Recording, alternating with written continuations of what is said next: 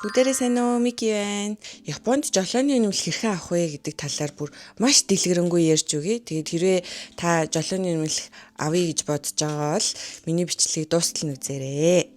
За тэгээд яагаад энэ бичлэгийг хийхээр болсон бэ гэхээр яг ингээд бүгдийг ингээд баздсан юм хангалттай яг гүйцэд мэдээлэл надад ерөөсөө олдохгүй байгацсан монгол хэл дээр тэгээд ингээд өөр энэ тентгийн хүмүүсийн бичсэн сэтгэл инээд тэрэг уншсаар өнөөдрийг хүрчээ. Тэгээд тийм болохоор ингээд бүгдийн сайхан базаад нэг ярьчээ гэж бодлоо. Тэгээд энэ бичлэг маань хоёр хэсэгтэй орно. За би өнөөдөр бол бичгийн шалгалт өгөх хүртэл одоо нөгөө нэг ямар процесс явагдах юм, юу бүрдүүлэх ёстой юм. За тэгээд шалгалтандаа яаж бэлтэх үү гэх мэтчлэн мэдээллүүдийг өгнө. За тэгээд хэдүүл эхэлцгээе.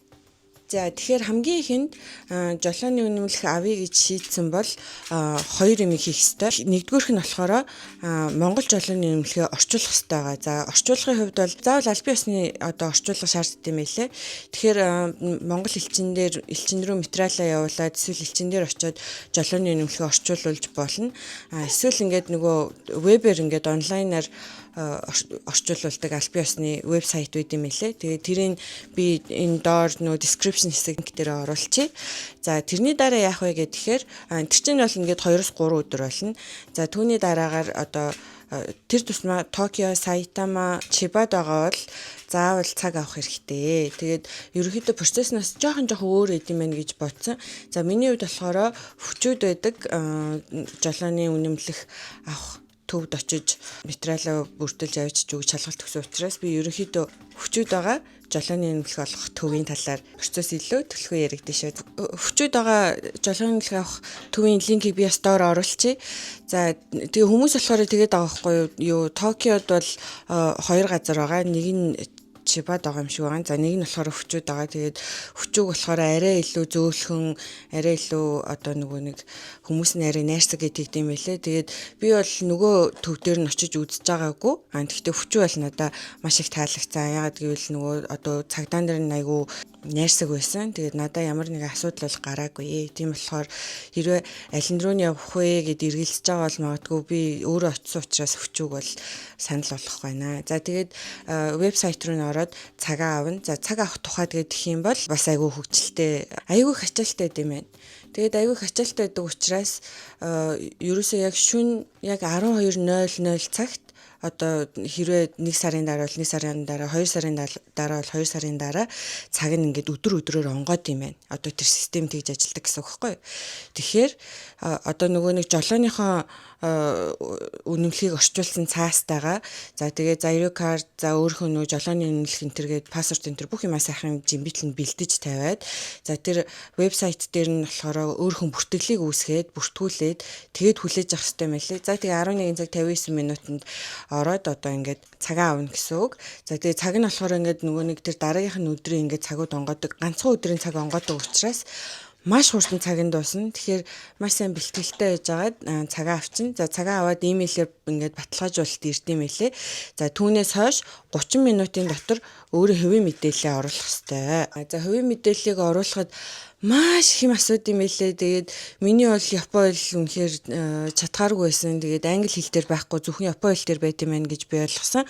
Тэгээд шүн донд нөхрөөгөөс ирээжж гуйжж нэг юм арайч өгж нэг юм одоо мэдээлэл оруулсан. За тэгээд тэр мэдээлэл оруулж хахад хамгийн төвхтэй санагдсан юм нь болохоор Монгол жолооны үнэмлэх авснаас хойш одоо Монголд нөгөө нэг хангалттай хугацаанд байж жолооны үнэмлэхээ 3 сар гэсэн баха тий.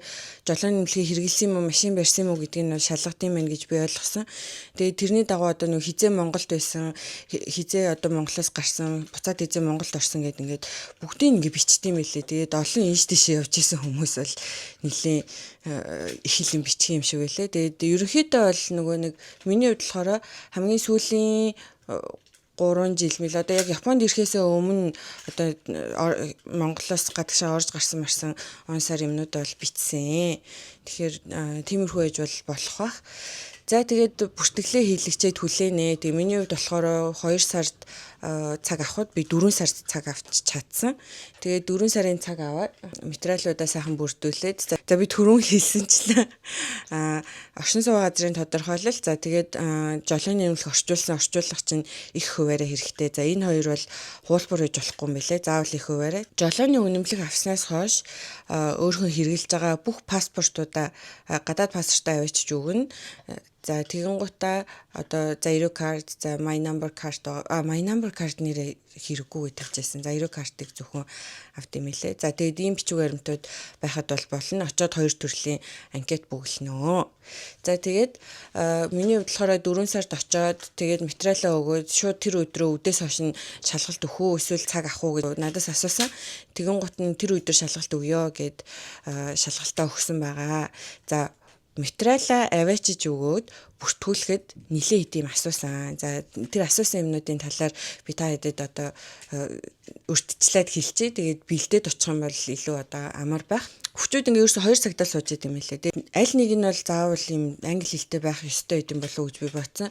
Тэгээд нэг эрэгтэй цагдаа нь бол миний урд байсан хүнийг би англи хэл мэдэхгүй энэ хажуу талын одоо цагдаагаар үйлчлүүлээ. Энэ хүн англи хэлээр ярьж чадна гэж хэлээд хажуу талынхаа хүн рүү бол шилжүүлжсэн. Тэгээд миний бодлохоор би нөхрөө аваад очсон байсан болохоор одоо орчуулах шаардлагатай юм гарвал нөхрөөрөө орчуулуулчихна гэж бодсон байхгүй юу. Тэгээд тэгсэн чи ерөөхдөө бол гайгүй байсан. За юу асуусан бэ гэх юм бол намайг хамгийн анх хизээ жолооч болсон бэ гэж асуусан. За тэгээд жолооч болсноо хэлэхэд бол ингээд цааш нь хөшөө дитэл асууд юм хэлээ. За жишээ нь жолооны сургалтанд сууж исэн үү? За сууж исэн бол хэдэн төгрөгийн үнэтэй жолооны сургалтанд сууж исэн. За хэр удаан хугацаанд сууж исэн. За юу дөрмийн хичээл сууж исэн үү? Дромын хичээл сууж исэн үү? Хотын жолоонд явж исэн үү гэж асуусан. За тэгэн гутаа шалгалтаа болохоор яаж өгсөн бэ гэж асуусан. За шалгалт нь хэдэн асуулттай байсан бэ гэж асуусан. Тэгээд хэдэн асуултаас хэд өгж тэнцсэн бэ гэж бас асуусан. Дромын шалгалтнаас болохоор одоо ямар үйлдэл хийсэн бэ? 45 зогсон уу, эрж зогсон уу гэх мэтчлээ. Одоо нөгөө туг тойрч морьдог шүү дээ. Тэгээд яг аль алийг хийж шалгалт өгч тэрэндээ тэнцсэн бэ гэж асууж исэн. За хотын жолоог болохоор хаанаас хаа хүрсэн бэ? Хэдэн минут орчин байсан бэ? За тэгээд машин дотор чинь ямар хүн сууж исэн бэ гэсэн иймэрхүү асуултуудыг бол асуусан. Тэгээд би ч бол одоо ингээд 10 хэдэн жилийн өмнө жолооч болж исэн хүн учраас зарим юмнуудыг нь бол яг ингэж бүр яг дитейлний тодорхой санахгүй байсан. Тэгээд жоохон тулгамдсан. Тэгэхээр та хэд хэрвээ одоо шалгалтаа өгөхөөр бэлтэж байгаа бол тэр юмнуудаа бас сэргээгээд санаарай гэж зөвлөх байна. За тэгээд одоо нөгөө бүх юм асууж дуусаад үдээс хойш шалгалтанда орох ангийн маань хуваарлж өгөөд шалгалт өгөхөд бас асуудаг юм байна лээ. Аль хэлээр ямар хэлээр өгөх вэ гэд.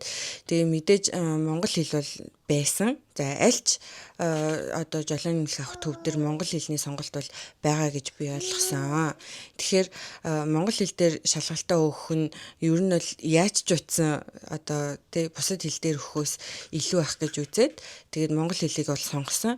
За хүмүүс бол япон хэл дээр гадаадууд тэрнээсээ япон хэл дээр аягүй хөгжижсэн. Хэрвээ таны япон хэл хангалттай сайн бол магадгүй япон хэлээр нь бэлдэж агаад өгөх юм бол одоо давуу тал гэж магадгүй юм гэж би бодож байна. За тэгээд тэрний дараа гэх юм бол за тэгээ шалгалтаа өгсөн би шалгалтаа өгөөд бол уунсан. Ягаад гэвэл ерөөсөө бэлдээгүй. За ерөнхийдөө одоо нөгөө хамгийн сүүлд болохоор би нөгөө Америкт очиж жолооны нэлгээ авч байхад нэлийн бэлдэжсэн байхгүй. Тэгээд бэлдэжсэн учраас за ер нь бол нэг тэр анзааны байх гээд өөртөө жоохон барцсан ч юм уу байсан чинь тэнцээгүй. Тэгээд жолооны шалгалтанд бол бэлдсэн. За тэгээд тэр өдрөө болохоор ингээд шалгалтаа өгөөд дуусангууд 30 минутын дараа буцаад нөгөө шалгалт өгсөн ангидаа буцаад ирээрээ гэдгийгсэн. Тэгээд буцаад ороод ирэнгүүт за тэнцээгүй хүмүүс цаас өгнө. За тэгээд цаас хэрвээ авах юм бол шууд ингээд ангиас гарч яваад гадаа очирлж жагаад дараагийнхаа шалгалтын цагийг аваарэ. Хэрвээ цаас аваагүй бол энэ ангидаа хүлээнэ гэж хэлсэн. За тэгээд би бол цаас авсан. Тэгээд цаас авангуудаа гараад дараагийнхаа цагийг буюу сарын дараа цаг авсан байгаа. Шалгалт өгөхөд бол хүмүүсийн хамгийн их одоо гомдолж исэн юм гэдэг юм бол айгүй ойлгомжгүй байна, орчуулга нь айгүй муу байна гэж тэгжсэн. Тэгээд би ч гэсэн тэрийг бол үнэн гэж бодож байна. Ойлгоход нэлээд хэцүү одоо би ингээ монголоор уншиж байгаа хэрнээсээ ойлгоход нэлээ хэцүү асуултууд аяг байгаад байсан. Тэгэхээр бэлтгэл юм билээ ерөөсөө. Тийм ер нь бол орчуулгын жоохон инээдтэй одоо жоохон хэцүү юм шиг ийм толгой эргүүлсэн асуултууд бол зөндөө байсан. За тэгээд нийт 50 асуулттай 30 минутын дотор өгнө. За тэгэн гоо 50 асуултын чинь нэг 20 асуулт нь бол ингээд ийм улаан цэм амар тодорхой асуултууд байт юм лээ. Одоо жишээ нь улаан гэрэл ингээд нэг улаан гэрэлний зураг байгаа байхгүй замын хөдөлгөөний тэмдэг улаан гэрэл тэгэн гутаа улаан гэрлэлэр бол одоо машин байхгүй байх юм бол зорчиж болно гэд бичсэн байгаа байхгүй. Тэгэхээр тэр чинь бол угаасаа ойлгомжтой худлаа өстэй тий.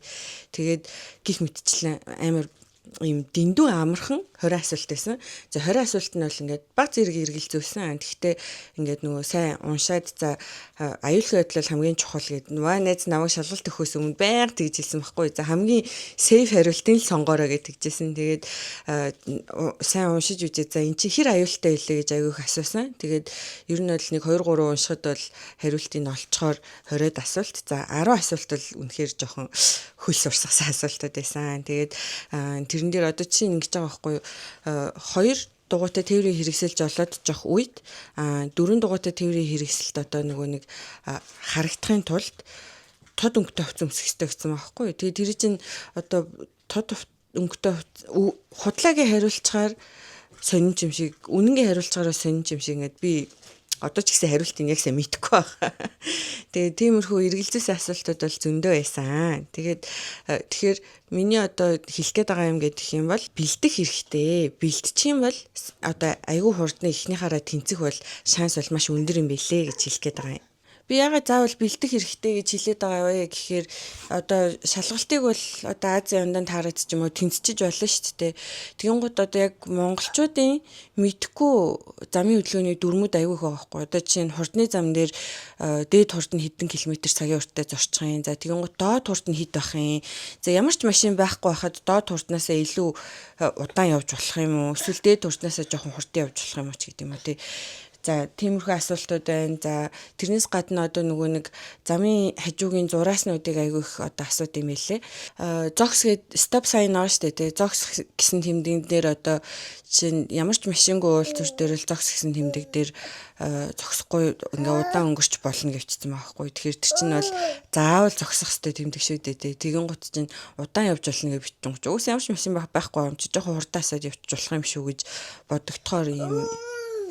Тийм эргэлзээ төрүүлсэн асуултуудаас айгүй их байсан. Тэгээд би болохоор одоо би энэ зургийг оруулчих. Нэг ном авсан байхгүй. Тэгээд энэ бол ерөөсөө тестийн ном. Сая 2 сард шинээр хэвлэлтнээс гарсан ном байсан. Тэгээд түгээмэл одоо ирж байгаа шалгалтанд ирж байгаа асуултууд байсан. За японочдын хувьд болохоор миний ойлгосноор болохоор 95 асуулттай одоо тестийг 50 минутын турш өгдөм байх гэж ойлгосон. Тэгээд миний авсан ном болохоор яг тийм 4 төрлийн 4 вариантын 95 асуулттай тестийн ном байгаа байхгүй. Тэгээд миний олж мэдснээр гадаад хүмүүс гээд одоо тестийн асуулт нь болохоор японочдоос өөр байх гэсэн ойлголт бол бэт юм лээ. Зүгээр л жоохон цөөлцсөн гэсэн үг. 50 асуулт болгоод.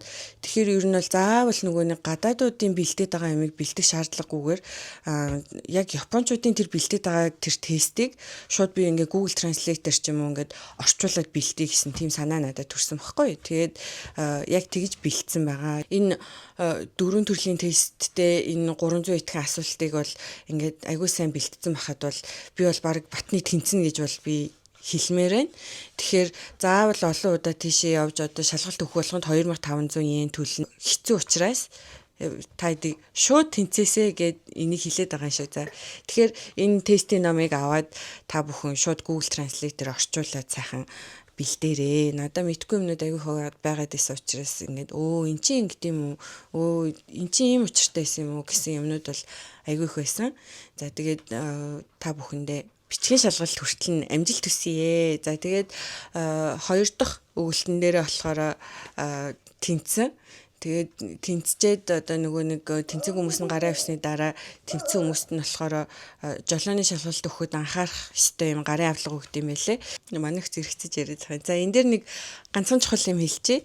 За юу вэ гэхээр жолооны шалгалт өгөхөөс өмнө Японы жолооны төвүүдэд ийм хичээл үйд юм лээ. Тэр нь болохоор ингээд ганцхан өдөр 1-2 цагийн хичээл байхгүй. Машин барих дадлага гэх юм уу? Тийм юм байхгүй юу? Тэгэхээр яг одоо шалгалтын дээр одоо ийшээ яв, тийшээ яв, баруун эрэг, зүүн эрэг гэд хилдэг шиг одоо тийм дадлага хийнэ гэсэн үг. Тэгэхээр бид нар нэгэнт нөгөө эсрэг урсгалаар явдгийн юм чинь эргэлзээ, тэнэгэлзээ гарах бах. Тэгэхээр тэр эргэлзээгээ гарах үүднээс одоо тийм сургалтанд суугаарай гэж би зөвлөх байна. Тэгээ би өөрөө ч гэсэн хайж байгаа.